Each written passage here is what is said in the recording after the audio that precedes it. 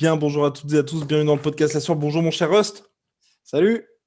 Teasing énorme. Ce n'est pas le sujet de la vidéo aujourd'hui, bien évidemment, mais enfin, la collection La Sueur MyProtein, limitée à 50 pièces. Un t-shirt confectionné par Rust il y a maintenant 8 mois, c'est ça? Oh, ça fait plus que ça, non? Ah ouais, quasiment un an de design, d'aller-retour entre de multiples designers, d'ajustements.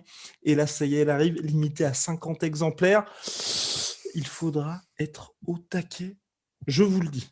Voilà, je préfère prévenir. Mais en tout cas, donc Attends, voilà. mais on est bien d'accord, c'est bien le Non, on peut pas. MDS. MDS? C'est bien le t-shirt MDS. D'accord. C'est bien le t-shirt MDS où là aussi, vous allez être surpris parce que MyProtein qui s'aventure dans Ouais. des slogans de ce type-là. Ouais. Mais Ah bah on est honoré. Hein. tout droit sorti de l'esprit malade de Rust. Bref, mais je pense que vous allez apprécier. Donc en tout cas, ça arrive très bientôt. Voilà. Ça arrive Mais le très design bientôt. est sobre pour aller quand même avec MyProtein. Donc ils Ouais. ont été incroyablement cool. Hein. Exactement. En tout cas, voilà, vous nous connaissez avec nos petits jeux de mots, trucs comme ça. Ce sera dans la. Voilà, j'en perds mon latin. Bref, dans la lignée de ce qu'on fait habituellement. Générique.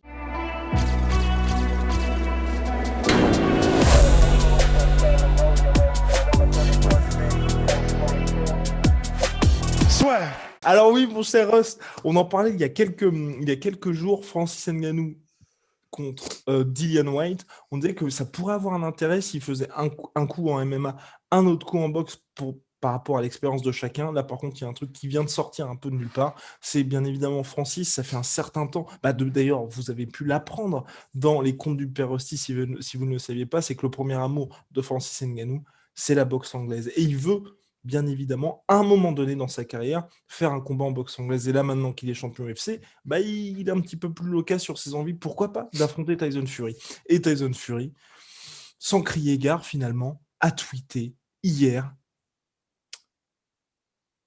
Mike Tyson, parce que Francis en avait parlé lors du podcast Unboxing de Mike Tyson. Mike Tyson, après avoir écrasé Joshua, je mettrai une raclée à ce type-là également. Francis Ngannou, c'est une tâche facile, ou comme l'a traduit Rust d'une manière bien, bien meilleure. C'est du gâteau. C'est du gâteau, exactement. Alors, mon cher Rust, que penser de ça? Que penser au-delà du fait qu'il y a très peu de chances que ça se fasse un jour, parce que je crois quand même que la raison pour laquelle ça s'est fait avec Conor McGregor, c'est simplement parce que les billets verts, il était promis qu'ils pleuvent comme jamais auparavant, ce qui s'est passé. Ce ne sera pas pareil avec Francis Ngannou et Tyson Fury, parce que c'est des poids lourds, donc on aurait tendance à se dire, forcément, tout le monde a envie de les voir, et c'est vrai, hein, les fans auraient envie peut-être de voir ça. En vrai? Mais en fait, je sais pas, tu vois. Parce qu'en fait, ce sont des poids lourds spectaculaires tous les deux. Mais je pense que ça ne ramènerait pas suffisamment d'argent pour que l'UFC considère le fait de laisser Francis Ngannou y aller, tu vois. D'autant plus que... En fait, moi, oui, c'était surtout sportif. Alors, on va passer au sportif juste après. Là, moi, financièrement, je pense vraiment. Là, je pense. Les gens sont pas contents parce qu'il n'y a pas beaucoup de désaccords. Mais là, tu as tort, Rust. Tu as tort. Non, mais ce que je veux dire, c'est qu'au niveau timing, je pense que le combat a le potentiel, en fait, d'être vraiment un truc énorme dans le sens où si Tyson Fury bat Anthony Joshua, que Francis bat John Jones, tu fais un espèce de combat où, si tu veux, t'as quasiment... Enfin, en battant John Jones, Francis devient quasiment, tu vois, l'un des plus grands de tous les temps. Tyson Fury en battant Joshua, il récupère toutes les ceintures. Enfin, tu peux vraiment faire un espèce de truc où les deux mecs ont nettoyé toute la catégorie, tu vois, pour les gars qui n'achètent pas habituellement du pay-per-view, parce que c'est ça, en fait, qui fait le succès d'un Conor McGregor, c'est qu'il arrive à séduire finalement les gens qui ne regardent jamais de sport de combat, de se dire je vais payer 70$. Là, un combat comme ça, je pense que, tu vois, si on est dans ces dispositions-là, ça peut vraiment, vraiment être énorme. c'est largement possible. Hein. C'est largement possible. Et puis, c'est clair que il y aura l'effet Joshua. C'est-à-dire que je ne sais pas si Tyson Fury vend énormément de pay-per-view. J'ai pas compris. Pas énormément. Non, pas voilà, énormément. même contre Deontay Wilder, j'ai cru comprendre que c'était pas extraordinaire. Ils avaient perdu de l'argent même lors de la revanche. Ouais, c'est ça. Le mec est bourré. Ouais. Eux avaient été très bien payés, hein, Tyson Fury et Deontay Wilder, mais ils n'avaient pas rapporté énormément, effectivement. Et alors, contre Joshua, il peut se passer l'effet Khabib versus McGregor, c'est-à-dire qu'en gros, Conor McGregor a été un tremplin pour Khabib, ben, Anthony Joshua peut très bien être un tremplin pour Tyson Fury si Tyson Fury le bat.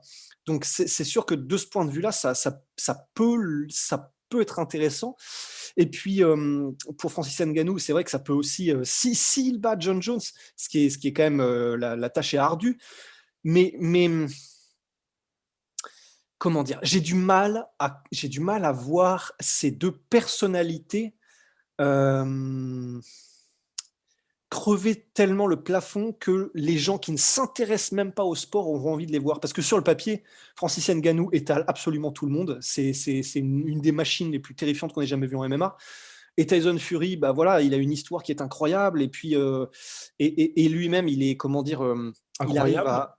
Hmm. Lui-même est incroyable. Lui-même est une personne incroyable, et puis il arrive vraiment à battre tous ses adversaires d'une manière qui est sublime, etc., même si c'est pas forcément une machine à KO proprement dit, aussi spectaculaire que Francis. Mais vu qu'à la base, les deux ne sont pas forcément des gros vendeurs de pay-per-view, ça veut probablement dire qu'il y a une raison derrière, en fait. Ça veut probablement dire que du coup, il y a quelque chose avec la personnalité comment dire, de Tyson Fury. Et on va pas se mentir, il y a peut-être aussi ce côté, et ça c'est pas juste, mais c'est la vie, tu vois. Anthony Joshua, il est bâti comme un putain de dieu grec, il est ultra beau gosse, Et il et représente un pays champion olympique. Tyson Fury n'a pas du tout ce côté, il représente l'Angleterre, tu vois. il a pas, voilà, il a pas cette étiquette-là en fait. Il a pas l'étiquette de, pour le coup, poster boy en fait.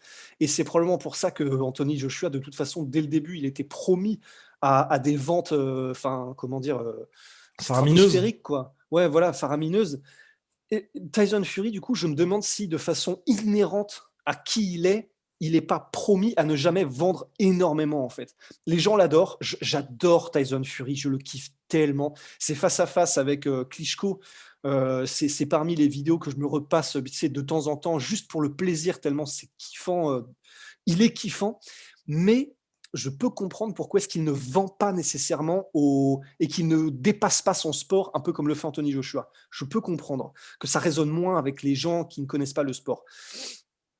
Et Francis, je ne sais pas encore en fait pour Francis, parce que maintenant il parle anglais, il parle maintenant très bien anglais, il est champion, donc en fait je me réserve, en fait, je ne sais pas trop si Francis peut devenir ce gars-là, parce que Ah, bon, moi, je pense, mais pas tout seul en fait. Je pense que ça fait partie de ces gars, Tyson Fury, comme Francis Ngannou, qui ont besoin. Ils peuvent pas vendre un combat tout seul. Ils ont ouais. besoin d'avoir une grosse adversité parce que mine de rien, on va pas se mentir, c'est pas en faisant un combat contre Stipe Miocic que tu arrives à cartonner le pay-per-view. Tu Non, vois. c'est sûr. Et puis Francis, même s'il est ultra flippant et trop stylé, il n'est pas connu pour le trash talk, un trash talk avec lequel tu peux faire des best-of, tu vois, à la Conor McGregor ou à la, enfin, je sais pas, Chael Sonnen à l'époque, tu vois. C'est ça. Mais c'est Donc, comme Rabib là qui a fait, tu vois, 600 000 seulement contre Geji.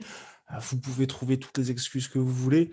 Il a fait que 600 000. Et alors que contre Dustin Poirier, il avait fait 1 million. Contre Conor McGregor, il avait fait 2,4. Ça fait partie de ces gars-là qui ont besoin d'avoir des adversaires qui leur permettent en fait d'élever un peu l'attrait. Vous regardez, au contraire, Conor McGregor, il a fait 1 million contre Donald Cowboy Cerrone. ouais. Non, non, complètement. Donc, c'est vrai que voilà, du point de vue financier, ça peut être intéressant. Ça peut être intéressant après, effectivement, si jamais ils ont lieu, les deux combats que tu as cités. Mais pour l'instant, je suis un peu réservé quand même sur le potentiel suffisant au niveau de la making money. Putain, merde. Money making. Money. Attends. euh, money making machine. Putain. Et tout ça Alright. pour faire un anglicisme en plus. Exactement. Mais Bref, voilà, bah, je suis un peu, voilà, je suis un peu réservé. sur la planche à billets. Mon cher Exact. Rust, petite pause parce que je n'ai plus de batterie. Wouhouhou. Ouais. Alrighty, mon cher Rust. Bon, et maintenant, on va passer à l'aspect sportif parce que c'est le plus important.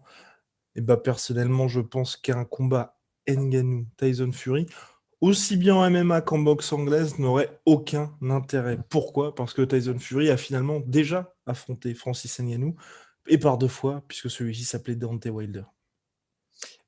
Et puis, enfin, disons, Oui, non, et puis que c'est. Voilà. Dans ouais, le sens, voilà. tu vois, le mec qui a un bras arrière absolument surpuissant et peut-être même la plus grosse machine à KO de l'histoire du sport. Ouais, d'autant plus que, enfin, voilà, on peut pas insulter le sport de la boxe anglaise. Même, enfin, disons, Deontay Wilder est beaucoup plus dangereux avec ses mains que ne l'est Francis Ngannou. Et c'est vous dire, c'est vous dire. Mais Francis Ngannou, de toute façon, on n'a que du respect parce qu'il est terrifiant, absolument terrifiant. Mais on va pas se mentir, c'est de la boxe anglaise. Deontay Wilder, il fait ça depuis qu'il a. Alors, il a commencé assez tard, il me semble, mais Ouais, en tout cas, il n'a fait que ça, que ça, que ça. Et le bras, enfin, disons, le bras laser, le bras arrière laser de Deontay Wilder est beaucoup plus rapide et comment dire, et fait beaucoup plus mal, je pense, que n'importe quelle, comment dire, combinaison ou coup que pourrait réussir à placer Francis. Est tellement plus rapide et létal que je vois mal comment Francis pourrait ne serait-ce que surprendre en fait Tyson Fury. ouais. C'est Et c'est pas la question de se dire que Francis Ngannou tue en un seul coup et en 10 secondes n'importe quel être humain, c'est le cas. Mais pas Tyson Fury. Tyson Fury, c'est donc un gars qui a réussi à résister et à survivre lors du premier combat. Enfin, même plus que ça, à mon sens, il l'a gagné, même s'il a été mis knockdown. Mais il a réussi à survivre. Et lors du deuxième combat, il a même Le seul. le seul, absolument. Et lors du deuxième combat, il a même dominé de la tête et des épaules Deontay Wilder. Donc, j'ai du mal à voir comment Francis Ngannou je pourrais ne serait-ce que réussir à surprendre ou même mettre en danger de quelque manière que ce soit, en boxe anglaise, bien sûr, s'entend, Tyson Fury. Pour moi, c'est vraiment c'est de l'ordre de l'impossible, vraiment. Si Après, Francis, de toute façon, c'est un guerrier, hein, donc il n'y a aucun problème, il ira au charbon s'il faut y aller, et avec la conviction qu'il peut mettre KO Tyson Fury, parce que c'est un champion du monde. Mais à mon avis, en tout cas, c'est pour moi, c'est quasi impossible. Je peux pas dire impossible parce qu'il il peut toujours se passer des trucs, ce sont des sports de combat, mais Tyson Fury a connu plus rapide, a connu plus dangereux et a connu beaucoup plus crafty, enfin complexe dans les setups, complexe Roublard. dans Robert. Roublardise. Ouais, voilà. Donc Complètement, mon cher Rust. voilà, Il y a aussi pour moi, ça n'a pas de sens. De la même manière que ça n'aurait pas de sens, puisque quand Francis Ngannou ne ferait qu'une bouchée de Tyson Fury en MMA. Et puis en boxe anglaise, hein, j'ajoute aussi un point, mais qui est quand même très important, c'est la dimension physique. C'est vrai que Francis, à chaque fois, on a l'habitude de lire, et a raison, hein, c'est qu'en MMA, s'il y a vraiment lui et les autres. Là, il tomberait sur quelqu'un en la personne de Tyson Fury, qui est dans la même optique. Donc, à savoir, Tyson Fury, c'est quand même quelqu'un qui pèse 123 kilos, qui fait 2,6 m. Donc, ça veut dire qu'il est plus lourd que Francis. Enfin, même si Francis, je pense là, il n'y aurait pas cette limite, donc il serait probablement dans ces eaux-là. Mais c'est quelqu'un qui est énorme, qui est plus grand que Francis et qui a surtout une plus longue allonge que Francis. Une plus longue allonge, pardon, parce que Francis est à, donc je sais ce que je regardais pendant que Russ parlait, pour justement qu'il n'y ait pas ce petit temps de coupure, 210 cm en reach pour Francis Ngannou, 216 pour Tyson Fury. Donc même dans cette dimension-là où tu vois, on pourrait un petit peu se dire, bon bah ok, Francis pourrait quand même compenser de ce côté-là, bah il y a quelqu'un en la personne de Tyson Fury qui a quand même de sacrés arguments dans ce domaine, et surtout, lors de la revanche contre Deontay Wilder, Rust en parlait, qui a complètement changé d'approche. Et c'est vrai qu'on est passé d'un Tyson Fury qui était beaucoup plus virevoltant au cours de sa carrière. On a l'habitude de dire que c'est quelqu'un qui bouge finalement comme un poids moyen alors que c'est un poids lourd, où là, il s'est dit, bon, bah, ok, ça compte Deontay Wilder, vous allez forcément vous faire toucher à un moment donné. J'ai survécu au premier combat, pas sûr que j'arrive à survivre lors du second. Là, maintenant, bah, on va avancer, parce que je sais que Deontay Wilder a un petit peu plus de mal à boxer en reculant. Et là, Ouais. je pense que tous les gens qui disaient, oh, mais Tyson Fury, il frappe pas fort, il frappe pas. Bah, quand un mec de 123 Non, kilos non, non, non. bah, avance et là se dit, bon, bah, maintenant, c'est moi qui vais attaquer, bah, là, les Ouais. gens ont vu la différence. Et même s'il n'a pas cette réputation de mec qui met KO tout le monde, les gens ils ont fait, ah oui, d'accord. Oui, non, non, non, non, non, parce que c'est. Non, non, attention, attention. Non, non. Attention, Tyson. Non, attention. non, mais vraiment. Parce qu'en fait, Tyson Fury, voilà, c'est juste qu'il a. J'imagine, tu vois, il a pas ce qu'on appelle des fast twitch muscle, tu vois. C'est pas quelqu'un d'explosif nécessairement. Mais attention, il a des points, ce sont des briques. Ce sont des briques. Et en fait, au-delà du fait que, en plus, alors, je m'y connais pas autant que Polydomso et que les spécialistes de boxe anglaise, mais de ce que moi j'ai vu personnellement, dans ce que j'en ai vu, c'est peut-être le plus grand technicien en poids lourd que j'ai jamais vu. Ce qu'il fait, c'est absolument incroyable. C'est magnifique à quel point il est complexe dans sa manière de boxer. Et donc, il y a ça, le fait qu'il est techniquement absolument somptueux, mais en plus de ça, quand il décide d'appuyer ses coups, qui sont donc pas des frappes explosives, mais des frappes lourdes et répétées, attention, il peut mettre des kamehameha, il n'y a pas de problème. Il n'y a pas de problème. Et on l'a vu, effectivement, maintenant, on a cette preuve à jamais, qui est que quand il décide de faire le 36 tonnes, de faire le poids lourd qui arrive en mode on va voir ce qui se passe quand je te frappe et que je te frappe dur et que je te frappe lourd et tu vas tomber, c'est terrifiant. Donc, c'est simplement que c'est pas aussi spectaculaire parce que ça va pas vite comme un Concorde de Deontay Wilder qui t'arrive dans le pif. Mais attention, ça frappe très très lourd. De toute façon, tu n'arrives pas à ce niveau-là si tu n'as pas compris, au-delà même de la technique, dans le sens de la science de l'anglaise, la mécanique de frappe, il n'y a pas de problème. Enfin, c'est un autre niveau. Et d'ailleurs, une preuve qui est assez intéressante de ça, c'est que quand il est allé avec Darren Till faire son entraînement à la Team Kaobon à Liverpool, Darren Till lui a montré comment mettre des coups de coude. Alors évidemment, il y a la classique, tu sais, quand tu tiens les pattes d'ours, où toi-même tu donnes un coup avec la patte d'ours pour que ça fasse encore plus de bruit. Mais au-delà de ça, les coups de coude que mettait Tyson Fury au bout de probablement, j'imagine, une seule session, parce que je pense pas qu'il fasse ça tous les jours, c'est vraiment un cauchemar. Donc non, c'est quelqu'un, s'il est à ce niveau-là, c'est pas un hasard. Enfin là, faut se dire que s'il veut frapper lourd et faire mal, il n'y a aucun problème.